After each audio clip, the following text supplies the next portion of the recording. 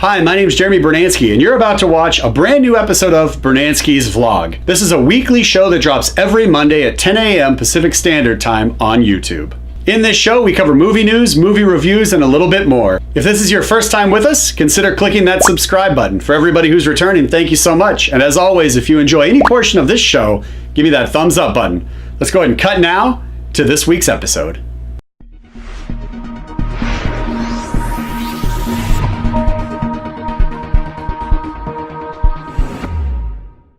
Good morning, it's Monday morning, and that means it's time for another episode of Brunansky's Vlog. This is episode 21. This week we got a great news segment coming up, plus we got 3 movie reviews, 3 billboards outside Ebbing, Missouri, Roman J. Israel Esquire, and Wonder. If you have any interest in seeing any 3 of those movies, I recommend you stay all the way through the news for those reviews. Plus, we have a very cool Certified Rad segment that highlights some local heroes in the town of Glendale, Arizona. Also, don't forget, towards the end of the show, we actually cover what's arriving in theaters and what's arriving on DVD and Blu-ray this week for your home theater. All right, everybody, we're not going to spend any more time on this intro. We're going to go ahead and cut now right to this week's episode. This is episode 21. You're watching Brunansky's Vlog right here on YouTube. Now let's cut to the news.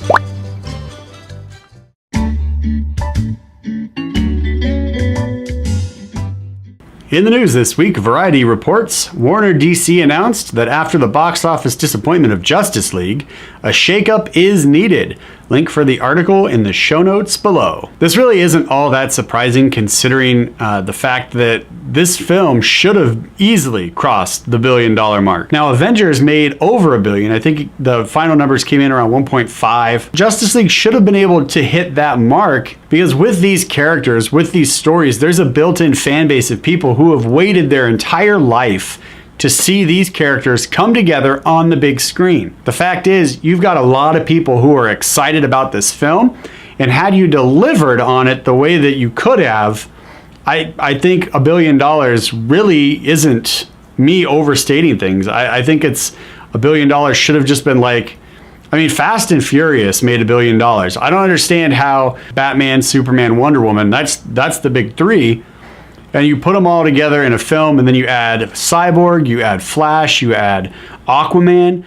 I really don't see how this film shouldn't have just cruised to $1 billion. Now, I understand, obviously, there was a lot of things that happened in the production of the film, but let's just look at the writing of the film. The writing was very thin, as I stated in my review. And if you want to watch my review, I'll throw a card up for that. You can go ahead and watch that review. But the whole thing really was just very thin. You got bare bones on everybody. They didn't really flesh things out. It was super quick. It did a good job. It was fun. I saw it more than once in the theaters thanks to Movie Pass. I didn't have to pay for it every time because I got the Movie Pass. It's still a fun movie, but it just didn't deliver at all. It was almost like what I grew up with as a kid, you know, coming through the 80s and 90s when you'd see a movie and you're like, oh, that was okay. But when the bar has been raised and you know what these movies are capable of delivering story-wise and character-wise, and that's the best you can give us with this incredible cast, it's really a bummer. So I'm not surprised at all that DC Warner kind of went, look, we got to fix this. We know that Jeff Johns is going to be staying on. He's going to keep his role as kind of like the advisor over everything, which is fine. He's a really good storyteller, but what they need to do is they still need to get somebody in, a head person in, that really knows how to take the storytelling and put it into a visual medium like film, and who knows how to work with everybody, because that's what Kevin Feige does with Marvel. He knows how to make these movies, and he does a good job communicating with his team, as well as trusting his team to make the best possible picture they can. So fingers crossed, they can find somebody to work in tandem with Jeff Johns to really just get the stories right and then get the movies made well, and they pick the right directors and the right visionaries to kind of bring these characters to life on the big screen in a way that we believe they should be able to deliver on.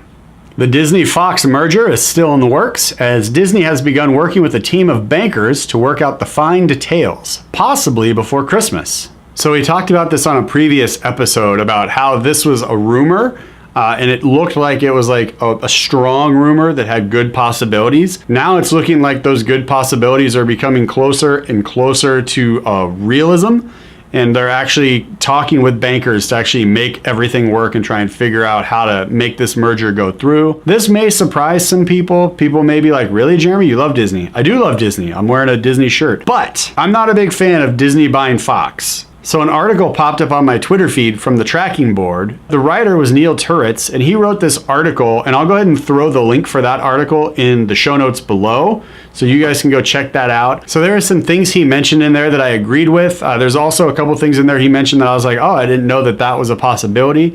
So I'm not really gonna like rehash a lot of what he said that I agreed with. You can just read it down below. I don't wanna make this segment just a segment of white noise where I'm telling you something and then you're reading the exact same thing from somebody else. A couple of the things that he mentioned, I wrote them down here, that Rupert Murdoch is looking at this, even though Comcast is also putting a bid in for Fox. And Comcast, if you don't know, they're the group that owns NBC, they own Universal Studios, and that's all of Universal, so Illumination, DreamWorks, Focus Feature Films, like they own all of that stuff. And then they also have a 30% share in Hulu. And remember that number, 30%, because we're going to come back to that. So in the article, he talks about how Rupert Murdoch might actually be looking at stock options because he possibly likes the idea of owning Disney stocks more than Comcast. Also, there is a brief snippet in there where he talks about the possibility of Rupert Murdoch heading up Disney because Bob Iger might be stepping down. Now, he's tentatively scheduled to step down, but there's rumors that if the merger goes through, he might actually stay on. There's other rumors, one of which is mentioned in this article again in the show notes below, that talks about how Bob Iger may even be considering a possible presidential run. If he steps down, who takes over? They're thinking a possibility, a rumor, is Rupert Murdoch. So he leaves Fox and then he heads up all of Disney, and now Disney owns Fox and he's in charge of all of that as well. Well, Bob Iger goes off and does whatever he's actually decided he's going to do with his retirement. But when we look at the two companies, Disney, and when we look at Comcast, and we kind of examine what do they stand to gain from this, I honestly think the biggest thing that they stand to gain is the online streaming services with Hulu. Now, obviously, when you buy Fox, there's a lot of properties that Fox owns, because it's not just Fox, because then Fox owns companies and those companies own companies, right? So all the subsidiaries, everything else, like it all rolls down and then it all rolls back up to whatever company buys it. So it's not just like, yeah, you own Fox, congratulations. It's like now you own Fox, and then like the Christmas tree kind of fans out towards the bottom and you've got all the presents underneath, which is all of the possible the revenue that can be generated from that merger. Now, earlier I stated 30%, so we got to remember that, because both Disney and Comcast currently have a 30% hold on Hulu as well. So there's 4 companies that have an investment in Hulu. One company, I can't remember offhand, has 10%, and then Fox, Disney, and Comcast each have 30%, tying everything up to 100% if the report I read was accurate. What does that mean? That means Disney or Comcast will take that 30% and suddenly their 30% becomes 60%, and now they're the majority shareholder of Hulu, which is a major competitor for Netflix. Netflix and Disney are already trying to compete with each other. However, Disney doesn't have a streaming service yet. While I just said they have a 30% share in Hulu, that doesn't mean that's the Disney streaming service with Disney movies, TV shows, etc. Disney has announced that they're going to be making their own streaming service. So if they actually go into this and they pick up Fox and they become the major shareholder for Hulu, they have the final say, really, when it comes to what major decisions are going to happen. They now control the chessboard as far as that's concerned for Hulu streaming services. And who's to say Disney wouldn't want to bring in some of maybe their lesser titles to the Hulu service and keep the big titles for their own primary streaming service, really cornering the market to try and build out and flesh out their online presence to compete with Netflix. Because right now, Disney cannot compete with Netflix when it comes to streaming. But if you have a different opinion, which I'm sure you do, throw it in the comments below. Lionsgate announced that Hellboy will be released January of 2019. Additionally, Neil Marshall told Entertainment Weekly that they've been given permission to make this film R-rated. Link for that article in the show notes below. Let me start by saying I enjoyed both Hellboy and Hellboy 2 when they were released. I still enjoy them now on DVD, or if it ever pops up on cable and I can watch it. I think they're both entertaining films, and I think they get the point across that the story wants to tell.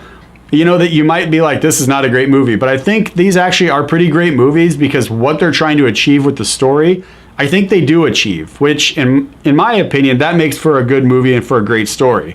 However, this news really just slammed the brakes on the excitement train for this guy. I read this and I was like, no, not January. January is like the dumping ground for film. Like you get through the holidays and then January and then like mostly February, like you may get like a Deadpool or something like that that drops in February and surprises everybody with how good it is. But January and February are the stink months for movies. Like all of your garbage films get dropped there. It's the time of year as a movie reviewer where reviewing movies really feels like intensive labor. So I was excited about the new Hellboy movie and then they're like, yeah, we're gonna drop it in January. And I went, this is not good news. I don't think this is good news. Now we don't really know anything about it. It's a long way off. Just the news that they're like, yeah, it's going to be January. Oh, and also we can make it rated R. I know a lot of people are like, yeah, it's rated R. That means you can whatever with the like, no, it doesn't mean that it's going to be better because it's rated R. It just means that you're going to be able to do more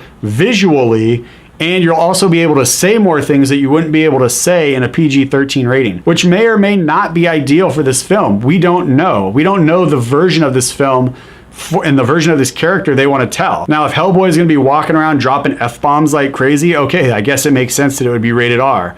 Gratuitous violence, okay, but it's not going to be like real violence. From what David Harbour was saying, this is going to be more like a monster movie, which is what Hellboy should be. So it's going to be fantasy violence. And I'm not sure that fantasy violence lends itself to an R rating more than it does a PG-13 rating. The fact that they're dropping this in January makes me lean more towards the side. The pendulum swings the other way and I go, oof, I don't necessarily like that. I already don't like the fact it's January.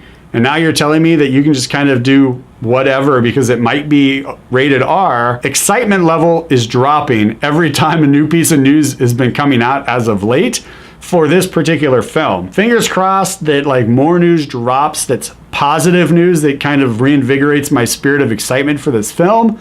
But I'm not holding my breath.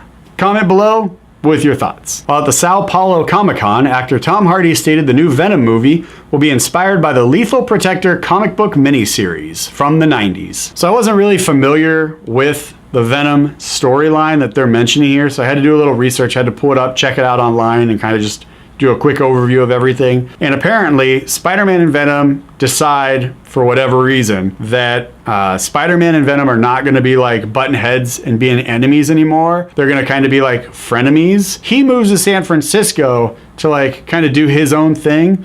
But then there's this group that is like trying to get the alien symbiote, which is what Venom is. He's an alien bodysuit. Just imagine like an alien gel covering your body and then turning you into a murderous monster that looks like a black spider. So he goes to San Francisco to not be a bad guy anymore. But while he's there, like this company, a group of scientists is like trying to track him down to capture him, to get this alien suit off of him, to replicate it, thus creating from the story, it's like 5 different characters that are also like crazy like spider characters that are attacking Venom. So if your head is spinning, don't worry. I do think that they're still going to keep the essence of the story, which is Venom in San Francisco. Scientists track him down to create a new suit. That new suit creates one character, which is going to be Carnage. Carnage is, again, it's this alien suit. So, and it gets into this guy's bloodstream, and the guy's actually a serial killer. So then like you have this giant red that looks like blood, this giant red bloody looking alien running around killing people because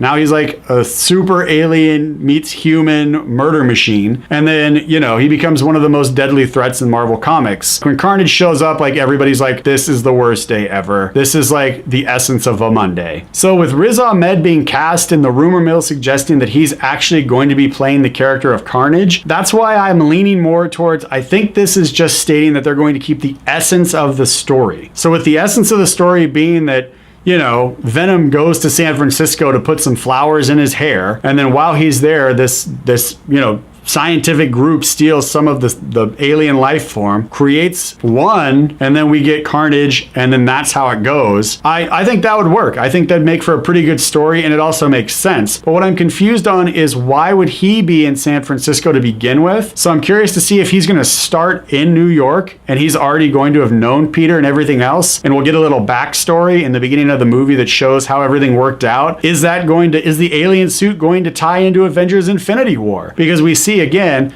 if you saw the Facebook Live from Friday, which I'll throw that card up right here, I talk about how Iron Man, Spider-Man, and Star-Lord are on this alien planet fighting Thanos. So does Spider-Man get the symbiote in Infinity War? And then when everything happens, like he comes back and like that's how the Venom suit actually comes to be because of Infinity War. We don't know. We gotta wait and see. Big speculations going on, but it's kind of fun, right? So I'm actually getting more excited about this Venom movie as this news drops because it's actually sounding like they've really put some thought into it and they really want to deliver on a story for a very famous Spider-Man villain and a very famous Marvel villain, two Marvel villains, that is worthy of the reputation they've earned over the years of being comic book characters. So sound off below if you're excited. If you're not excited, let me know your thoughts. Honorable mentions this week, the new Spider-Man animated movie, Spider-Man Into the Spider-Verse, dropped its first trailer. Quentin Tarantino is in talks to direct an R-rated Star Trek movie. AFI released its top 10 best films of 2017 list. Dave Bautista is set to star in Stuber, an action comedy for 20th Century Fox. Margot Robbie announced another Harley Quinn spin-off film is in the works. All right, and that wraps up the news for this week. There's always so much news, we can't always cover it in one episode. So if anything popped off that excited you or confused you, or you'd like my opinion on, or you just want to share your thoughts, that's what the comments section for. Go ahead and leave that comment down below, and we can keep the conversation going all week long. We're gonna go ahead and segue now into the movie review segment. I was able to get out to see 3 movies this past week, and those 3 movies were 3 Billboards Outside Ebbing, Missouri, Roman J. Israel Esquire, and Wonder. And if you have any interest in seeing these films, or if you're curious about these films at all, I do recommend that you continue watching into the movie review segment. That way I can give you my opinions and thoughts on these films and help you decide on whether or not these are worth your time and your hard-earned dollars. So let's go ahead and roll to the movie review segment right now. The local police and one deeply troubled mother are at odds when her daughter is murdered and nobody is arrested. The situation worsens and everybody involved is doing the most they can to put an end to this tragic and horrible situation. Does 3 Billboards Outside Ebbing, Missouri actually deliver on the dark and comedic tones promised in the trailer, or are we going to need to lock this film up and throw away the key?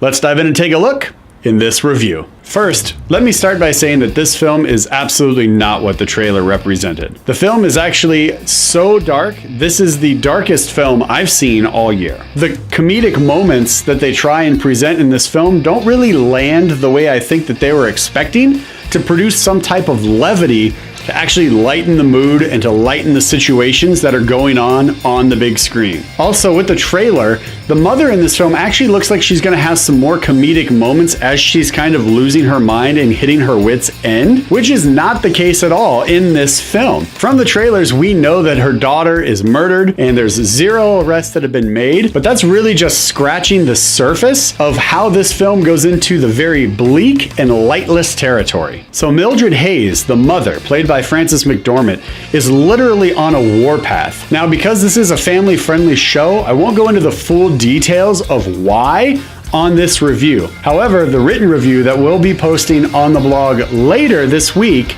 will actually kind of cover more in depth what was going on that made the mom just completely go mental. I will say from the trailers, again, we know that her daughter is murdered, and that's really only the surface level. From there, we really dive into a pit of despair, and it just gets super dark for the rest of the film. Also, Sheriff Willoughby, played by Woody Harrelson, we start off by getting to know this guy and kind of getting a sense for who he is, but then shortly into the film, we find out that he's developing a cancer and he starts coughing up blood. And then at one point, he, while his family is asleep in the house, walks out to his horse shed, puts a bag over his head, and blows his brains out. Yes, that is correct. He literally shoots himself in the head while his family is asleep, diving even further into the darkness for this movie. Officer Dixon, played by Sam Rockwell, is a local law enforcement officer who worked for Sheriff Willoughby, and he's actually known around town as the town racist who beats up and tortures minorities, as well as he almost kills an advertising salesman by throwing him out of a second store window and then beating him up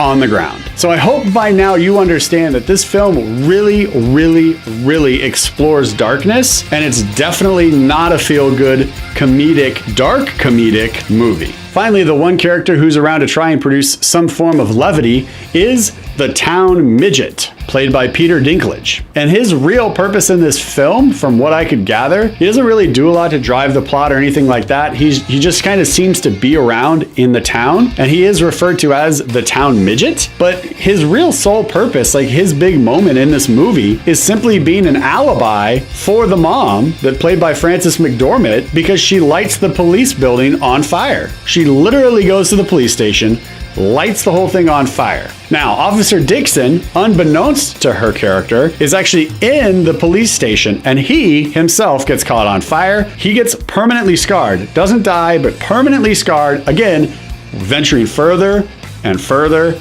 and further into the darkness. Literally, this film is pitch black storytelling. The acting in this film is superb. Everybody who's playing a part, whether it's a main character or an ancillary character who's just kind of brought in to fill out the realism of what life in this small town would be like, everybody plays their part to perfection, and they don't feel like caricatures like other movies that we've reviewed on this channel. The people in this actually feel like real, genuine people who are going through these things. Whether you like what they're going through or not, they're going through these things, and you get a sense of realism from their performance, which was top notch. So overall, this film was not at all what I expected from the trailers. It's very dark, it's very depressing, but I will say that the acting, again, is superb. Also, this film really does a great job of delivering on storytelling. While the story they are telling is very dark, disturbing, and just full of graphic imagery at times, this film still does a great job of explaining to you who the people are, what their motivations are, what's moving the plot along, and why characters are doing what they're doing. However, all of the great acting in this film still doesn't escape the fact that this is the darkest and most depressing film I've seen all year. There's literally no joy to be found from beginning to end, and even the ending gives you a hint that this film might just jump and springboard off into the well of despair. 3 Billboards Outside Ebbing, Missouri is in your local theater right now. And if you're the type of person that can watch shows like Law and Order Special Victims Unit, Dexter, True Detective, and then once you're done watching these shows, you just smile, you go to the kitchen, and you start cooking a pizza, if you're that type of person, then you'll probably enjoy this film. But if you're any other type of person, you probably might want to avoid this in the theaters, because even though, again, it is a very, very well acted movie, this film is so dark and depressing that it literally taxes us emotionally as an audience, so that it is not a fun time in the theater. You're just sitting there watching these people go crazy, and while some of their reasons may or may not be legitimate, they're literally going crazy and just driving home all of this dark, depressing tones that really just suck the life and the energy out of the room.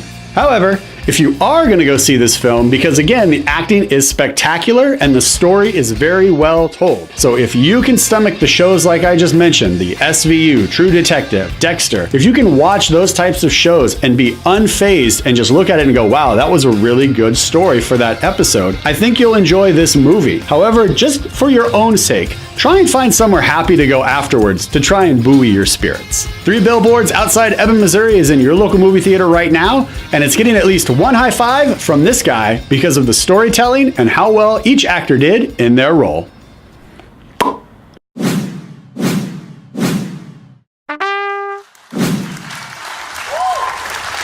The combination of talent in this film was enough to pique my interest.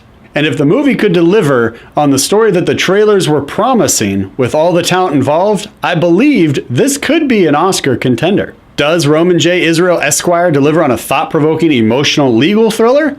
Or are we going to need to throw the book at this film? Let's dive in and take a look in this review. Denzel Washington is enough to pique my interest to see a film when his name is attached to it. But then you add 2 people like Dan Gilroy and Colin Farrell, and you definitely have my attention. So with all the talent involved, I'm both curious and excited to see the story unfold. However, the story does get a bit challenging even unto itself. And the film primarily deals with Roman J. Israel Esquire, as the title suggests, played by Denzel Washington. Now this looks at his kind of day-to-day life, who he is as a lawyer and an attorney, what his role is at his legal practice, and it also kind of alludes to the fact, or more clearly states that he's kind of like a legal savant, which makes it a little bit challenging for him when he has to deal face-to-face with individuals, and his kind of grasping their logic and the way they think and process certain aspects of the law. And it's this unique personality that Denzel has as Roman J. Israel Esquire that made the ending more sad for me than it did shocking, as I believe the ending was intended to be. And finally, with regards to the trailer, they don't really paint an accurate picture of who Roman is at his core. They kind of just give us a very high level overview of who his character is, but who he actually is much more complex, and Denzel delivers a very deep and moving performance in this particular role. Now, there is one line of dialogue that Denzel states over and over as Roman, and that is while he's going through these cases in court, he keeps bringing up mitigating circumstances. Can we talk about a mitigating circumstance? Is there a mitigating circumstance? Mitigating circumstance. I am moved to believe that this is actually part of the theme of the movie, even though that's really not touched on in the trailers. And because I believe that this concept of mitigating circumstances is part of the theme of the overall movie and part of the plot, I believe that speaks to more of what happens with Roman J. Israel Esquire's character with regards to him breaking his own code of honor, also which does break the law, more than this film is an examination or an indictment against the American legal system. We actually get a well thought out and a well delivered look at how the legal system isn't so much about justice, but it is more an idea of numbers, win versus loss ratios, and percentage of cases closed and moved. So in all, the justice system is about numbers, not justice. Also, we get a brief look at kind of why cases actually never go to court, and the back and forth dialogue between the lawyers actually explaining what happens, why it happens, and why most of these cases never get a jury of their peers. And while all of this is delivered in a very thought-filled and well-developed manner, it's actually the ending of the film that gave me pause and actually had me thinking more about what the movie was and was supposed to be than all of the legal jargon that took place throughout. So the movie begins with Roman losing his business partner of many years and kind of what his role is in that partnership. We find out that Roman is highly intelligent, but he is very socially awkward. Again, leaning more towards that legal savant.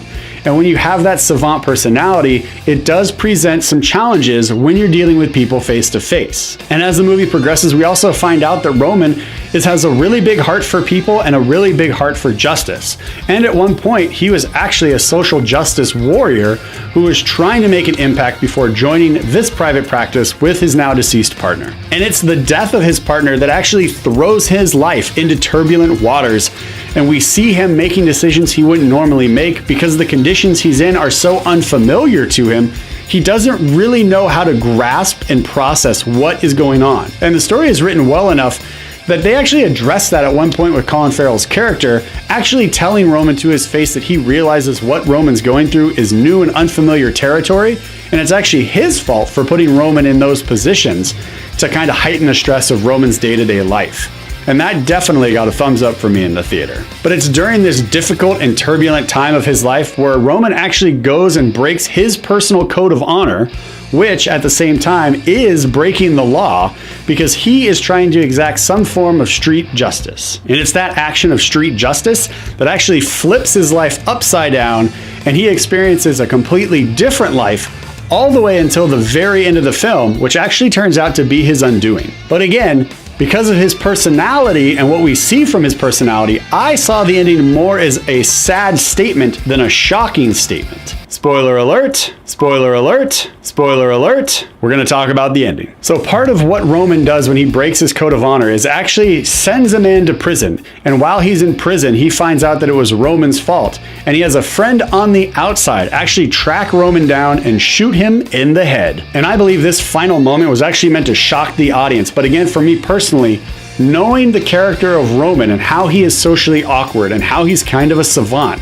it made it more sad and depressing for me personally. I wasn't like, oh my gosh, that just happened. I was like, oh man, that just happened. So going back to that savant personality that we keep bringing up in this review, and going back to the mitigating circumstance that we discussed earlier in this review, I believe the mitigating circumstance was actually Roman himself because of his disability. The final act of shooting a guy in the head goes from shooting a bad guy doing bad things in the head to shooting a mentally disabled person in the head. And for me personally, it completely flipped the story around and made me go, oh, that was glum. So did he break the law in this movie? Did he deserve that bullet? It's all part of the mitigating circumstance that was Roman's life. He was a mentally challenged person who lacked the proper supervision and proper assistance that he needed as an adult living in this world, which eventually led to his demise. So imagine the character that Dustin Hoffman played in the movie Rain Man.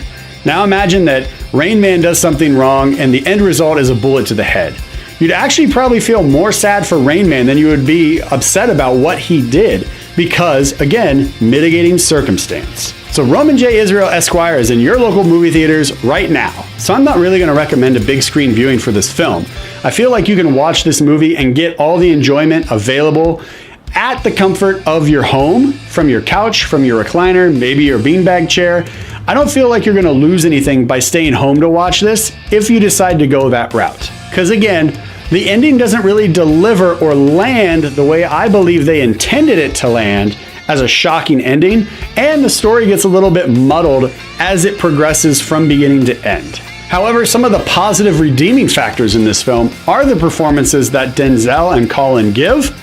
Also, the way that they describe the happenings in the American legal system will definitely allow for some thought-provoking conversations once the film concludes. So for that reason, maybe check it out on Redbox for $1 once it's available for your home theater. Roman J. Israel Esquire is in your local movie theater right now, and it's getting 0 high fives from this guy.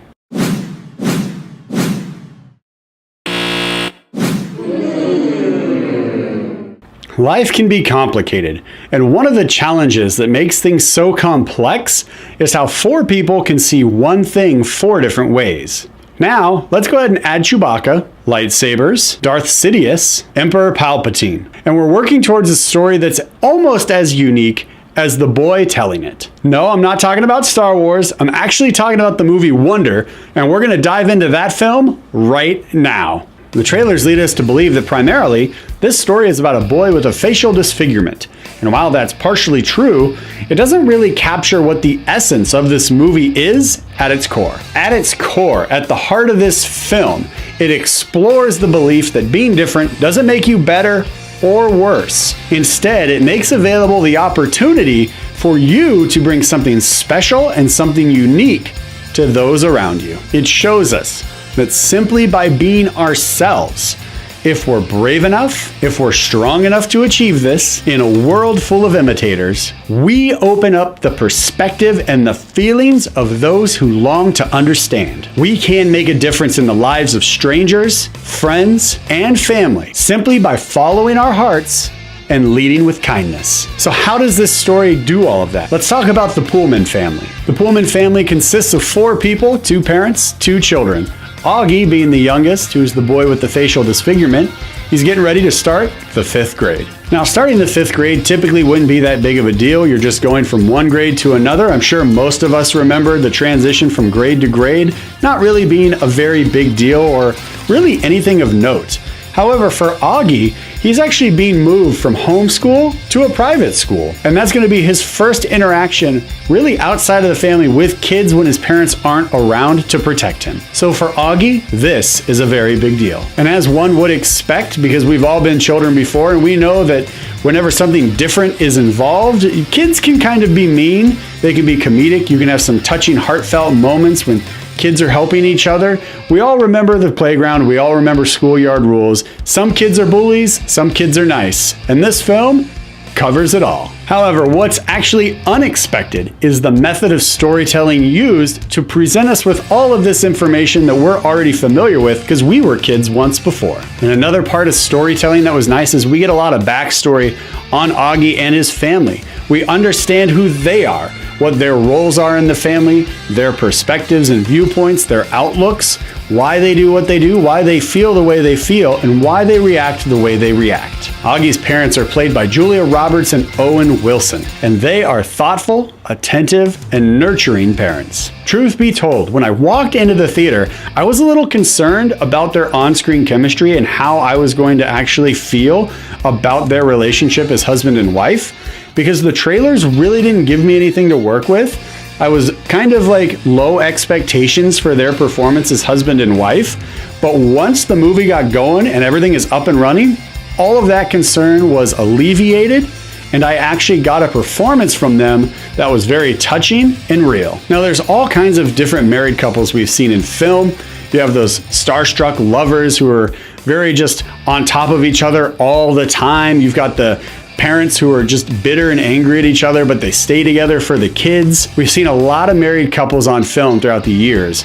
But in this last year, I don't really remember seeing a couple that had a dynamic like what they brought in this film. They didn't come across as passionate lovers. They didn't come across as two people who are just together for the sake of their children because one of their children has a disfigurement. They came across as best friends who are also in love with each other. And I loved that delivery for these two characters. And because their relationship was so unique and refreshing and very special as best friends who were also lovers, but best friends at its core. They supported each other, they believed in each other, and they also knew when they had to back off from each other because the squabbles that they get into felt very real as well. This story also dares to look at change, and it explores the belief that there's always two sides to every story. Or in this movie's case, there might be 3 or 4 sides to every one story. As the film progresses, we get to see multiple viewpoints from the different characters over specific events that happen to them in the film, which I thought really helped kind of flesh out these characters. And while every actor was already giving a performance that I felt was believable for their role, no matter their age, whether they were kids, teachers, the parents, all of them I thought were very believable and they delivered very well.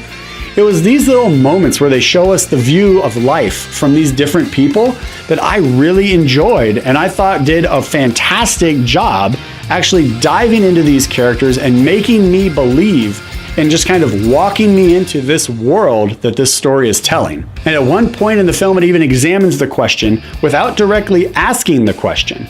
When your friends move on, does that make them a mean person? Or is there something else going on leading them to that change? And to build on that, we're reminded in this story that there is always so much more going on in the hearts and minds of people than we're ever privileged to know. If this film did anything well, which this film actually did a lot of things very well, but one specifically, it does a great job of reminding us of that fact about relationships and life. Wonder is playing at your local movie theater right now, and I am definitely recommending a big screen viewing for this film. I walked out of the movie just so touched and feeling blessed to have been able to spend time in the theater with this family for this story. This film is easily in my top 10 films of this year right now. Now, there's still a few more films that have yet to hit theaters this year that I'm excited to see, so my top 10 could still fluctuate. However, this film is so honest, heartfelt, touching, emotional, and real that I'm almost leaning towards that this will not budge from the top 10. It may shift in position, but it definitely feels like Wonder will be in the top 10 for 2017 for this guy. And right when the movie ended, I was so touched by this film and the way that it was delivered. I got out my iPhone and I was texting my family and I told them all, I said, look, this is a great family movie. You guys got to go see this. And it's kid friendly, so take the kids to see it. This is a great family movie for the holidays. I can't sing this film's praises enough. It is a well-acted, well-written, and a well-delivered story about how even the smallest of us can inspire change with the right attitude and a big open heart. Wonder is playing at your local movie theater right now, and this is the first film in 2017 that is getting all the high fives from this guy. It's not getting one high five. It's not getting 2 high fives. It's getting all the high fives. This movie is fantastic. Check it out.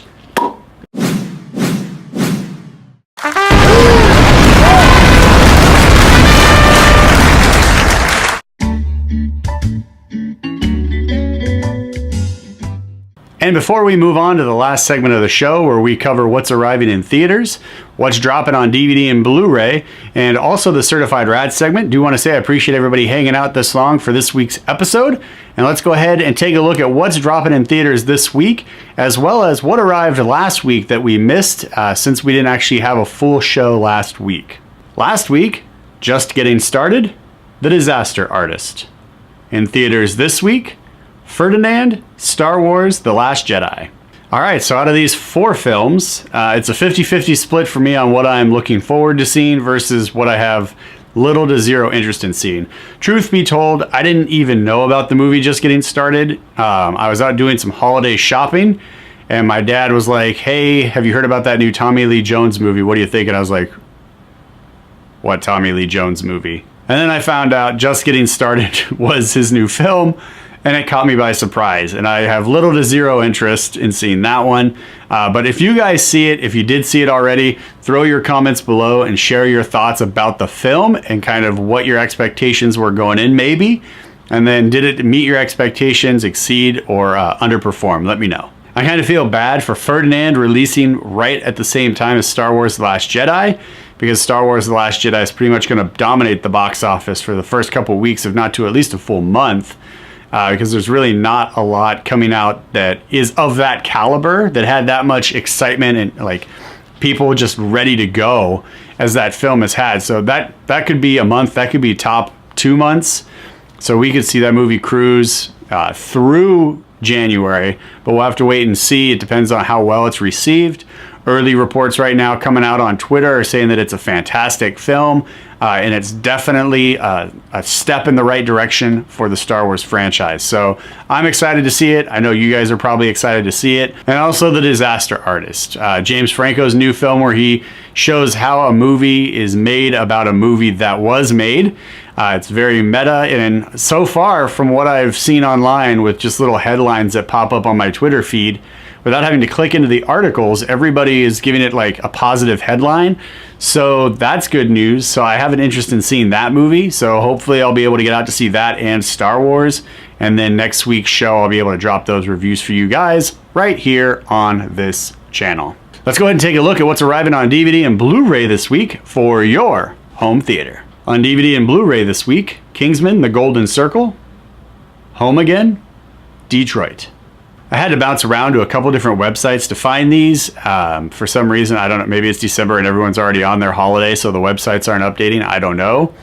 But I thought Home Again and Detroit already came out. I could be wrong. Since I've seen all 3 of these movies and reviewed all 3 of these movies, I can recommend that all 3 of these movies are definitely worth your time from the comfort of your home. Whether you're sitting on the couch, your recliner, a beanbag chair, whatever the case may be, check these films out now that they're available. Maybe even hit them up on Redbox for $1 and just rent them for a day and just enjoy kind of what the stories have to offer. All right, and now we're gonna go ahead and move forward into my favorite segment of the show. You guys never know what's gonna drop, but I can guarantee you that whatever drops will most definitely be certified rad. All right, now there's a lot of crazy stuff with fire, like actual fire going on in California. Now I know everybody has seen this video here where they're driving on the freeway and the mountain just looks like it's something out of just like an apocalypse movie where like the fire is running down the mountain, it's about to wipe out the villagers, right? So in the midst of all of this, another video popped up, which you can see here. And that video was of a guy who just pulled off the road and he's trying to save a rabbit. And I believe he's trying to save the rabbit by moving and jumping in a manner that would seem familiar to the rabbit. But I can't really say for certain because I haven't talked to this guy. I don't even know who he is. Everybody kind of lost their minds about that video in particular, but for me personally, the story that dropped that also deals with fire, that actually I felt was a little bit more inspired, took place in this town of Glendale, Arizona. And these 2 teens heard someone crying and sobbing and asking for help, and then they smelled smoke. And so what did they do?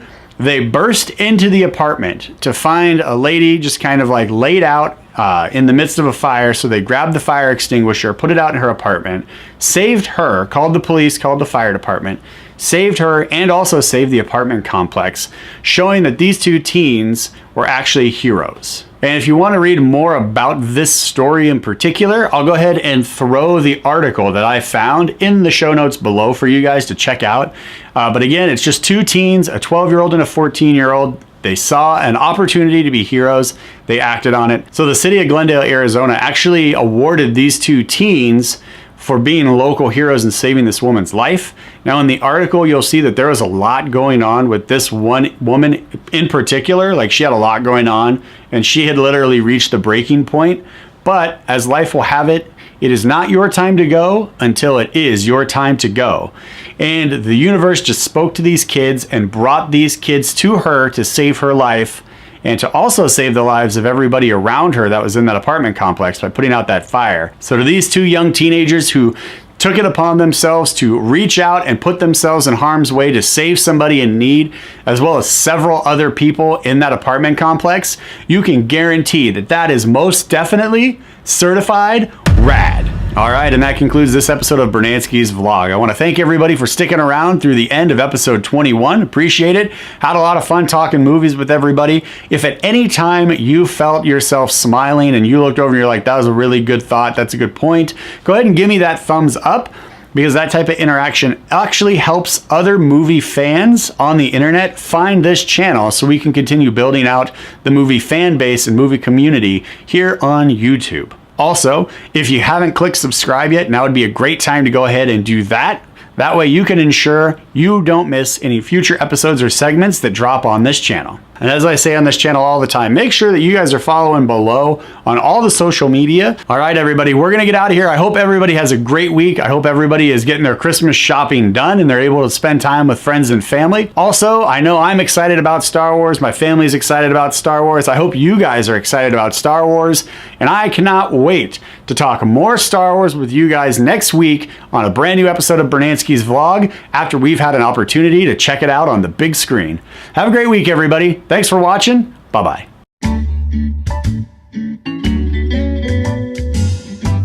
Hi, I'm Jeremy Brunansky, and you've just finished watching another episode of Brunansky's vlog. Along with the weekly show, we also have special segments, as well as DVD and video on-demand reviews that you may want to check out. Thank you so much for watching this brand new episode, and we'll see you next Monday at 10 a.m. PST for another brand new episode of Brunansky's vlog. Have a great week, everybody. Take care. Bye-bye.